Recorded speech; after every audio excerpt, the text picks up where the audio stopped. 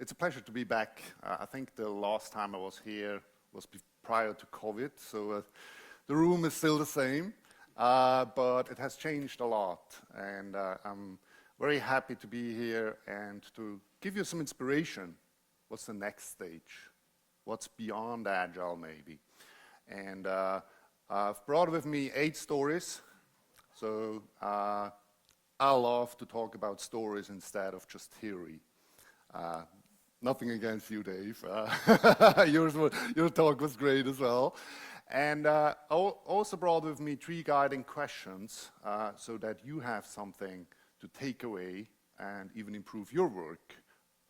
If you're an Agile coach, independent Agile coach, or working with your clients, or if you're part of an organization. So let's jump right into it. I want to start with something that is really small, something that everybody of us has in its pocket multiple times, and it's called computer chip.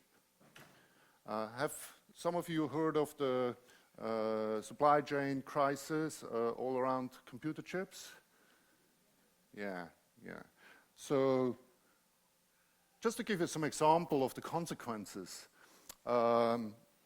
just Ford and GM together during those crises were unable to ship more than 300,000 cars just because of missing that little piece. So isn't it in Agile all about delivery? So it's completely against it, right? So 300,000 cars. How could that happen? That's a disaster. There's no more even value creation for the customer, right? They were unable to ship. They sometimes even shipped cars without some fancy features because they had missed those chips. So how did that happen? I want to give you a little bit of an introduction how we work in our days. And this is not just in manufacturing. So often the problems, the products, the business cases are much bigger that we can solve it just on our own. We are dependent on suppliers, supply chains, right? So in this case, they are mainly built on lean, which is follow principles like just in time, because having inventory is waste, right? So as COVID crisis started, they obviously, all the purchasing managers said, well, the market will decline. Let's stop those orders. Those will create waste. And then all those chip manufacturers shifted to mobile cameras and webcams and all this stuff. And so as they realized their strategy, they wanted to reorder. And they said, well, now there's a queue. And this was then damaging all their business. Now, why had Tesla not that issue? Of course, they didn't stop the orders. They were not dumb as the traditional ones. They're working differently. But also, they have faced supply chain issues. Now, you need to understand that creating computer chips is not something that is very easy. So to have a computer chip manufacturing is more than $10 billion in investment. So even Tesla doesn't have their own computer chips. But what they were following was a principle of more based on customer needs. So instead of having just a single source, so one vendor with clear specs, this is it, and this is exactly what we need in our cars, they said, well, we need to do the chip this and that. So more the what, not the how. So that it was much easier for them to swap to different chip suppliers. And they even were capable or agile enough to rewrite some of their operating system. How cool is that? So a little bit of an introduction where we are in our days. So this is not just manufacturing, as I said. So from an Agile perspective, to wrap this up, we currently have, we are focused as an Agile community on two movements mainly.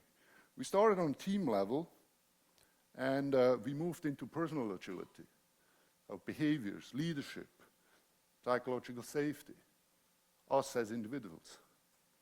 And on the other hand, don't like the term scaling, but we tried to figure out how this that worked so beautifully on a team level could bring benefit to the whole company. Now, what we are introducing is partner ecosystem agility.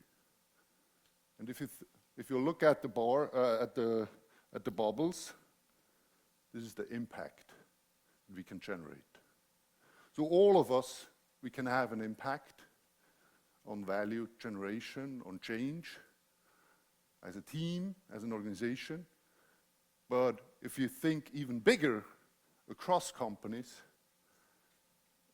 just let's face it, if you're agile, but our strategic partners aren't, this agility doesn't stop at the company front door. If they are lean and we are agile, we are incompatible. So let's focus on, yeah, by the way, if you don't trust me, trust this guy you might have heard of. I want to inspire you with a company you might have heard of. Who knows Hire or has heard of Hire? Yeah, great, so some of you. They're featured in the past 4 or 5 years in any big C-level magazine as the company. Tomorrow I fly back to China. We're partnering with the Hire Model Institute. It's kind of the new Scrum. What makes them different? Well, they used to be a very traditional white goods company, so refrigerators, washing machines, etc. They're more than 50 years old, so it's not a startup. You know, the usual usually say, yeah, of course, Burzor could develop that kind of structure and organization because they have no legacy. Well, they had. So Dave mentioned sometimes we need to go through multiple major transformations, and they did. They're 50 years old. They have just completed their 4th big transformation, where they pulled down the whole hierarchy. More than 100,000 employees originally are now operating in team of teams, so flat. Now, that looks very familiar to us, right? Team of teams. But the next level is they treat every employee as an entrepreneur. So now those teams become micro-enterprises. Each micro-enterprise with its own balance sheet. So they say, we are paid by the customer. So it's no more 9 to 5. No, I work for my salary. They take it serious. Now, you can like it or not, but it seems to make a difference. Now, if you think about it, how could one team, one micro-enterprise, design, manufacture, supply, ship, maintain, sell, you know, those products? It's impossible, right? I think we all agree. It's too complex. So what they do is they partner up. They call it micro-ecosystem communities. And this organism, it's no more a fixed, static organization. It's really fluid. So they have a joint mutual contract or joint purpose, joint vision, joint objectives, even joint cost and wealth sharing in place, which they update every other month.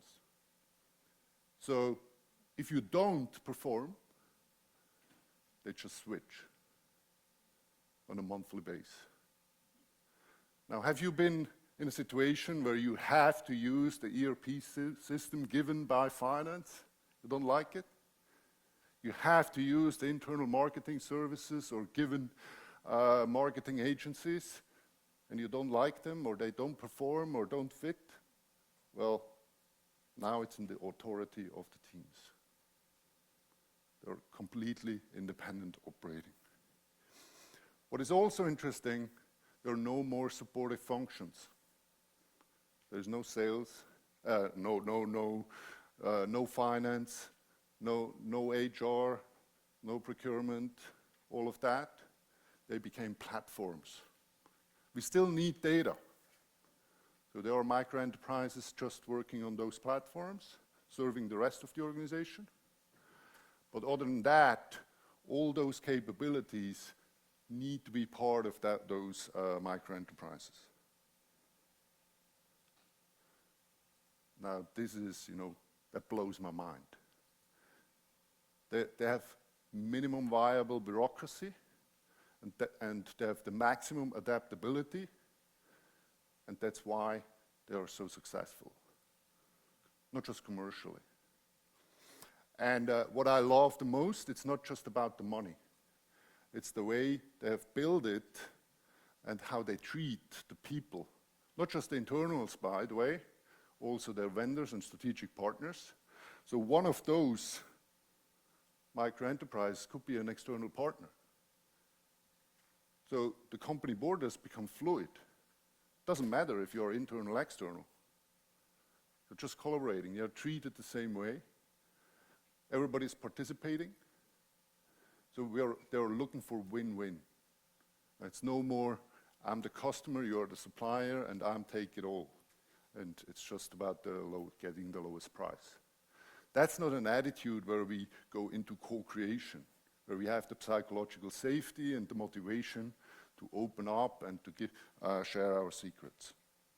So, that's a little bit, higher is 20 years ahead. Really. They're 20 years ahead. Now, what can we do? I brought with me 3 guiding questions. I want to jump in right away. And let's go back to the basics. So if your company would consist just of one Scrum team, who do you think should be accountable for the suppliers? Let's do a short survey on that. And by the way, there's no right or wrong answer. It's not written in the Scrum Guide either. So.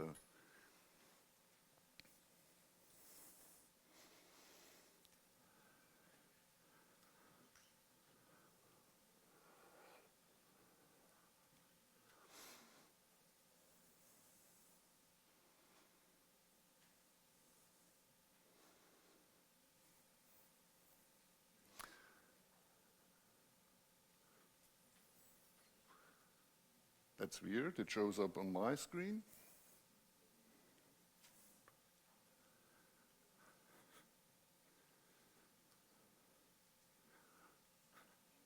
Just a second.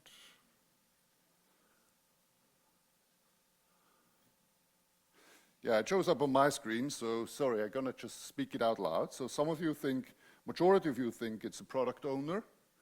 Some of you think the Scrum Master. No, majority actually thought, 63% thought it's a Scrum team as a whole. So as I said, it's no right or wrong. You're all right.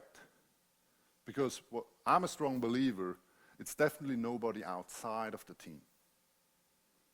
Have you been in the situation that you have somebody acquired Miro, you don't like it? You would prefer Mural, or the other way around? But the decision was taken somewhere else. You were out of control. You had no budget. It was not your decision. Right? Slows us down, decreases our motivation. So I want to show you an example here where we shifted the accountability to the team.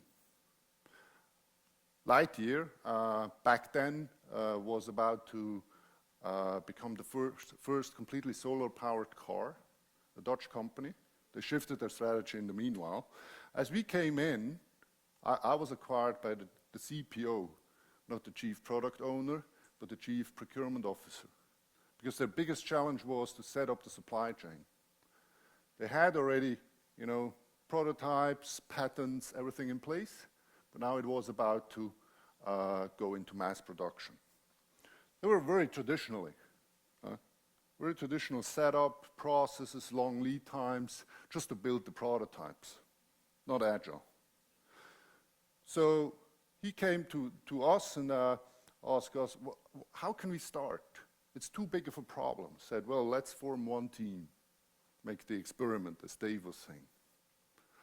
And we started with the car construction side of things, so kind of the skeleton of the car, body in white. And so we put there people from R&D, cost calculation, procurement, engineers, you name it. Obviously, that was not enough. We needed people from tooling, companies that were capable to set up a whole manufacturing line, and so forth and so forth. So what we did was basically we started to emulate what Hire did. So we pulled down the company borders and brought them at the table and started to talk about the shared vision, purpose, and objectives. And so the first question we got from all the suppliers, because they are treated traditionally, what's the lowest price? When can you ship? That's their attitude. We needed to work on that in the first place and say, no, we're aiming for a partnership. We're aiming for a win-win. Completely new for them. We spoke Chinese. And then the second question we got from the suppliers, where's the CAD file? Where are the specs? Is it frozen yet? We said, well, it might never be frozen. Because we're a startup, we're a scale-up. We want to set up an organization where we can bring in changes all the time. And they were blown away. They said, well, we need to create a mold, a big press. It's a $10 million project, which usually lasts 10 years, from idea till 2 years, excuse me. And then everybody in the team was like, oh, back to waterfall, what the heck? And me, having no idea about manufacturing, started to ask stupid questions. Said, what if we don't accept the 2 years? Let's say, oh, aha, what do you mean by that? What if you just get 2 months? So, well, we could use tooling from rapid prototyping in mass production. It's very cheap, by the way. Say, like that. And at the same time, but it doesn't last that long. We say, how long?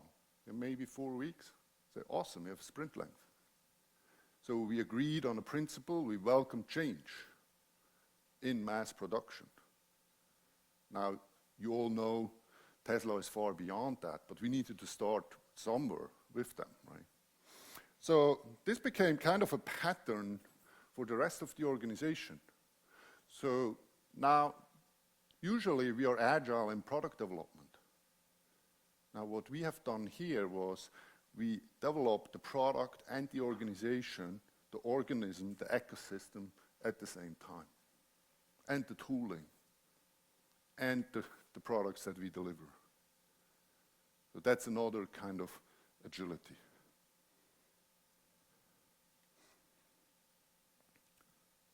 So my second question is, how do you select key partners more agile? I guess everybody's familiar with the business model canvas, another famous Swiss guy. I recently had a few years back, I had a conversation with Alex Osterwalder and said, yeah, I love it, but how do you get your key partners? I said, that's a heck of a problem. I said, well, we have solved it. But before that, I want to ask you, how do you select your key partners today?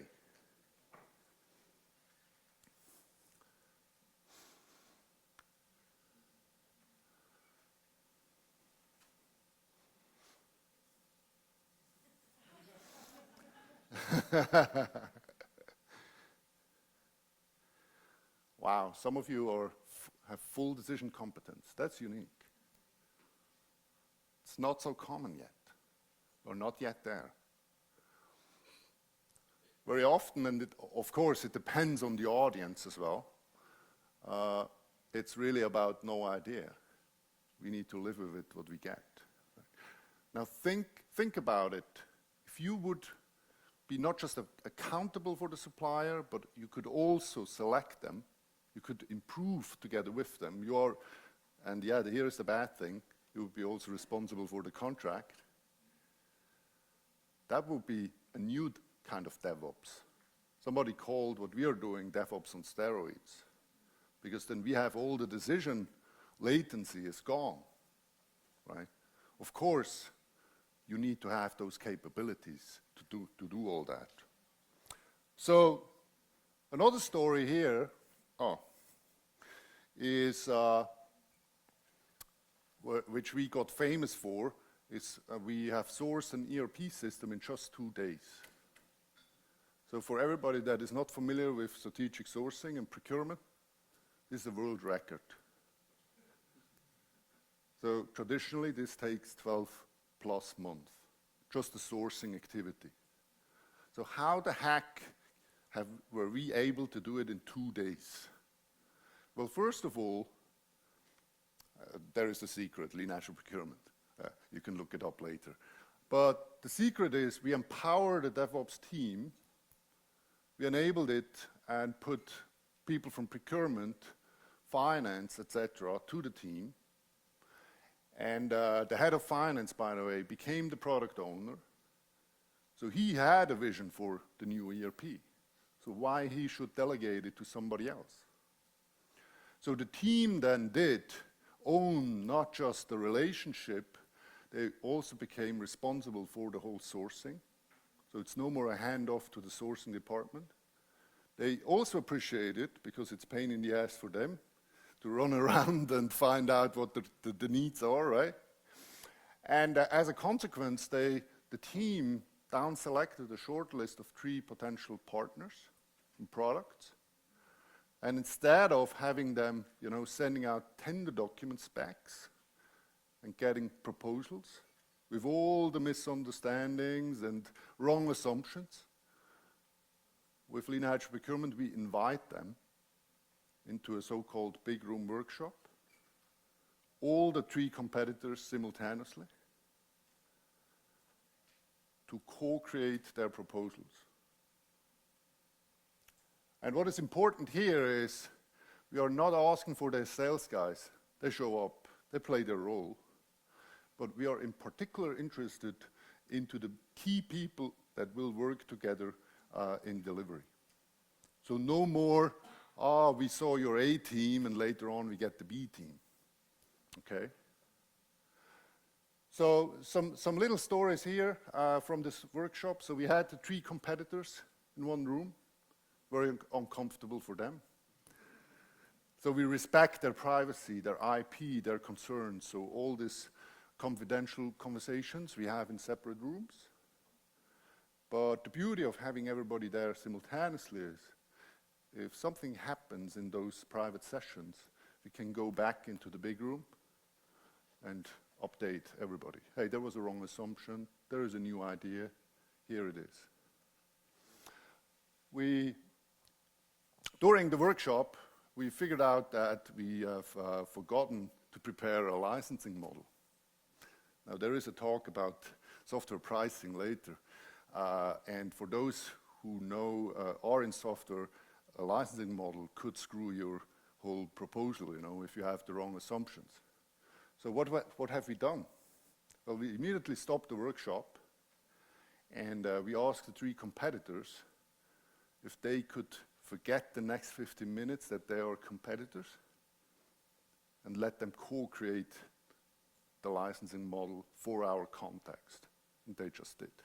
It was in all their favor, right? Last but not least, the team was fully empowered. Dave talked about empowerment to take the decision.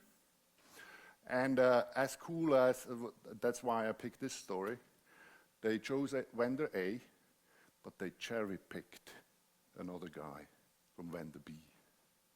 That would never ever happen if you just share documents. So they formed their best team. This also works, of course, online. We've done it, for example, with Roche. in any kind of industries. And here, we had more than 70 people in 5 Google Hangout sessions simultaneously.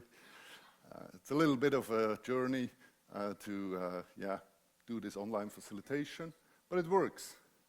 And the beauty of having, those were, by the way, the big 4 consultancies. So if you think, with smaller companies you can do that, but the bigs, they don't. Well, on the buyer side, you make the rules of the game. You need to be aware of that. So we kicked this off, there's a little side note here, we kicked this off with a panel across the competitors, their senior partners, talking about the context of that project, what are the developments they see in the world, what's the impact for Roche. That set the context for the next sessions. How cool is that? So my third guiding question is, how do we manage partnership more agile? Because everybody likes to be in control with a partner, but what does it mean? Now, I have here a little parody, so don't take that too serious, but I want you to listen, because I see a lot of similarities in this parody with a couple, a relationship between a couple, and how we treat our suppliers. Well, I can't trust him. I feel like he doesn't respect or appreciate all the things I do for him. What? Hold on. Let's let her finish expressing how she feels. Well, let's start by looking at the forecasts he provides me. They are extremely inaccurate. He knows. It's a never-ending headache when dealing with inventory and service levels, but he just doesn't care. I get grief about my forecasts at every one of our meetings. Believe me, I wish I had time to provide her with the information she needs. But how about some appreciation for the revenue that I bring in, huh?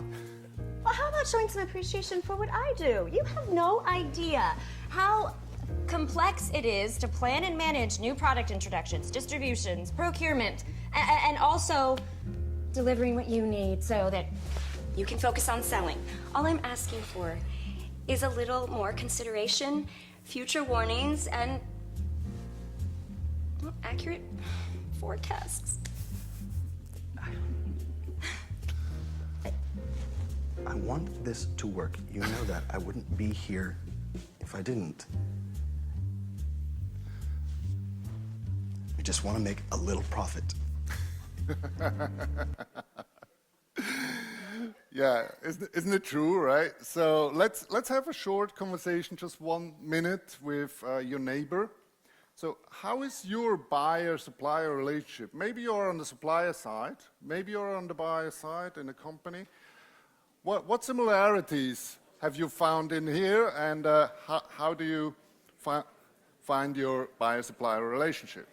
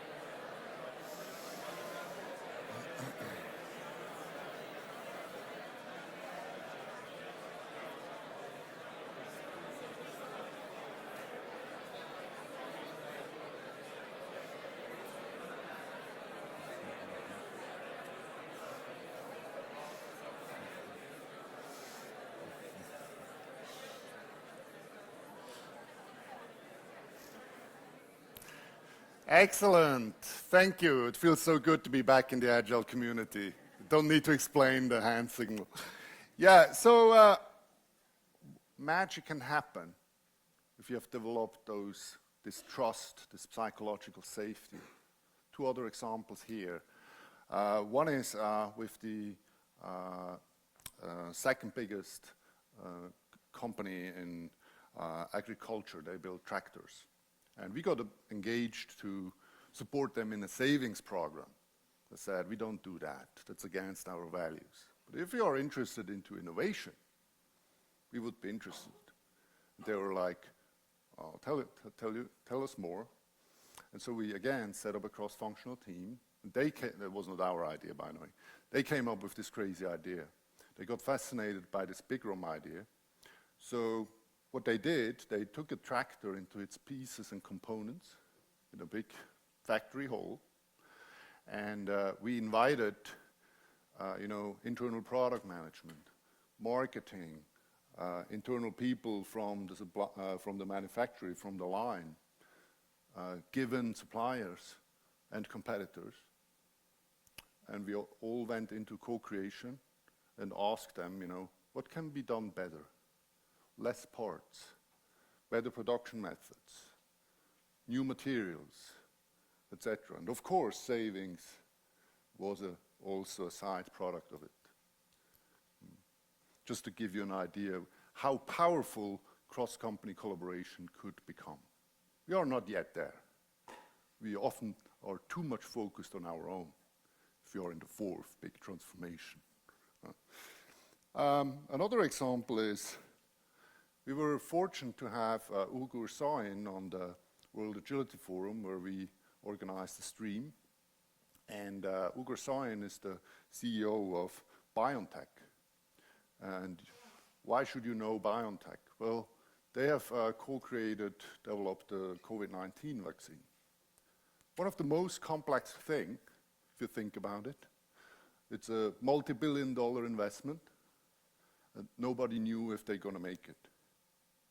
None of the three key companies, BioNTech, Pfizer, and Fosun, could do it on their own. They needed to collaborate.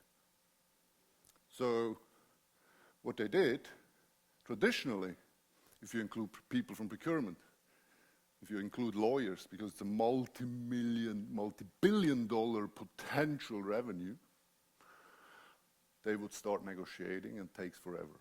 It slows us down, unnecessarily. But there was not the time to wait, obviously, and so they just started.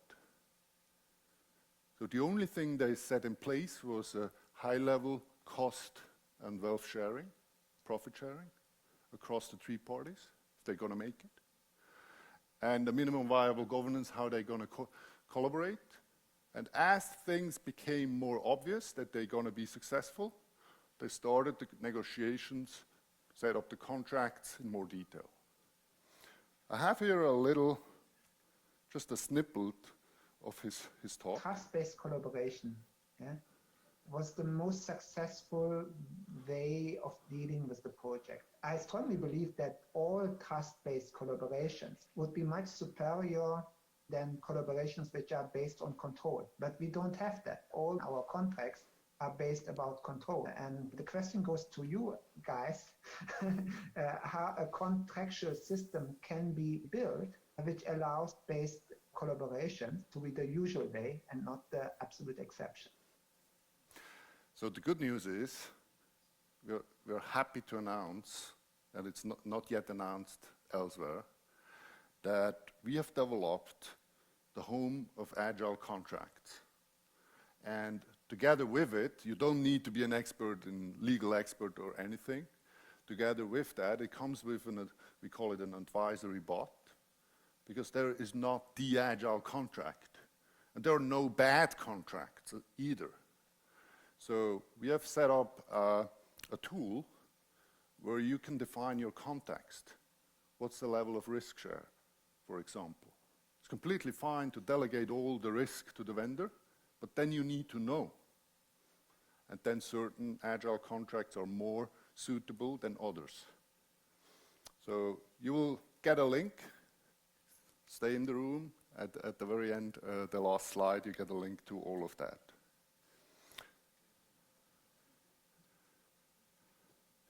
So the question was how to manage partnerships more agile. And you all know the answer.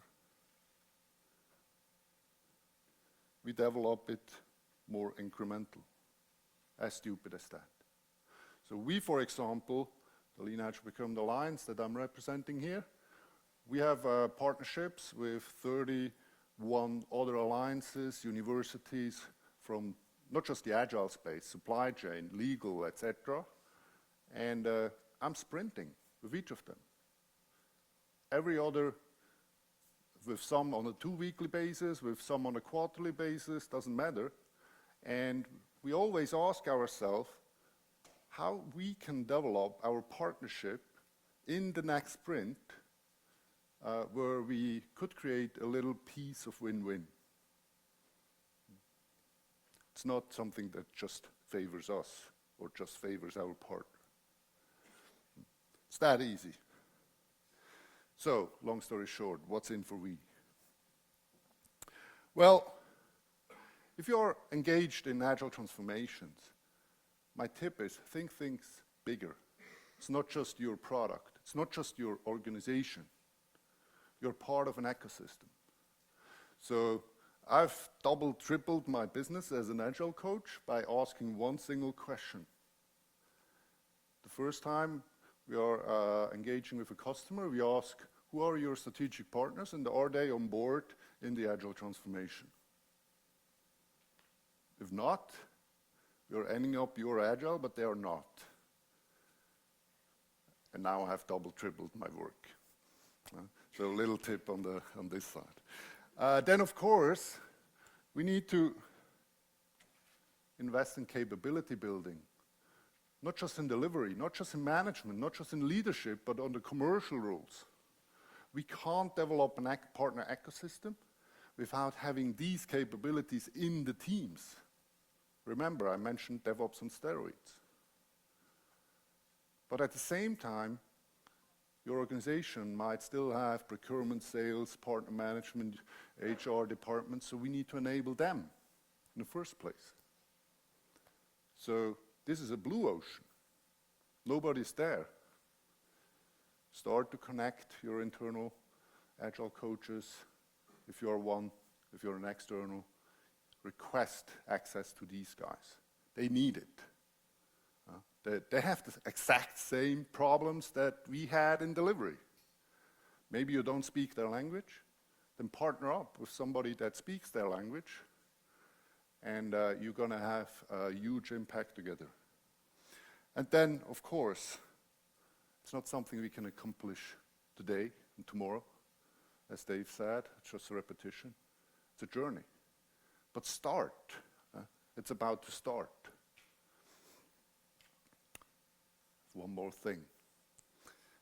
So yes, cross-company, I got that. Collaboration, co-innovation, I got all that. But what is this ecosystem thing? So traditionally, we work with partners, or you might call them suppliers. I don't like the term because supplier says, you just need to supply. Don't want to talk to you. No partners, or we're on the same eye level. So traditionally, we have a direct connection, and we have one contract per partner. That slows us down. Slows us down. There's a better way. We got inspired by Hire.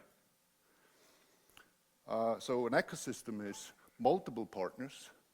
If your problem, your business case is bigger than just with one partner, then bring them to the table from the start.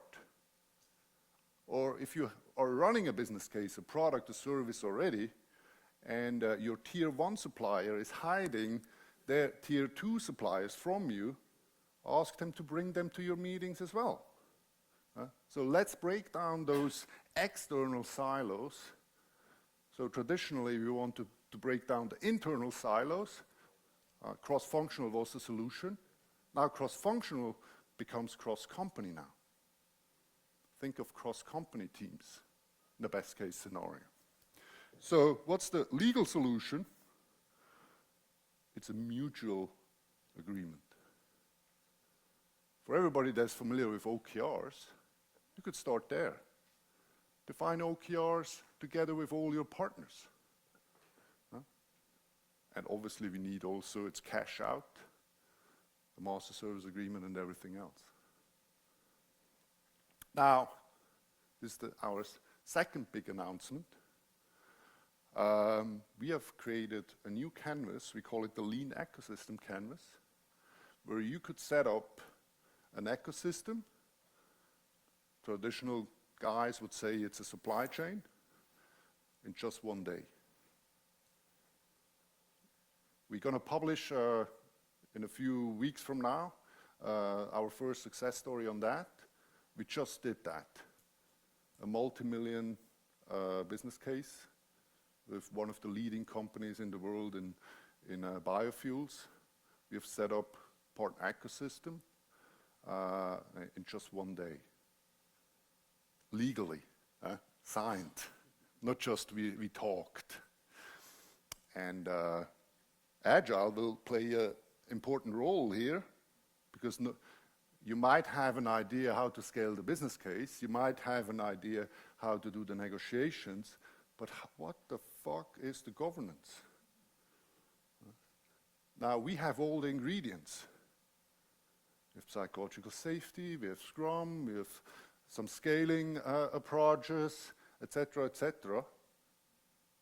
And this is another opportunity for us.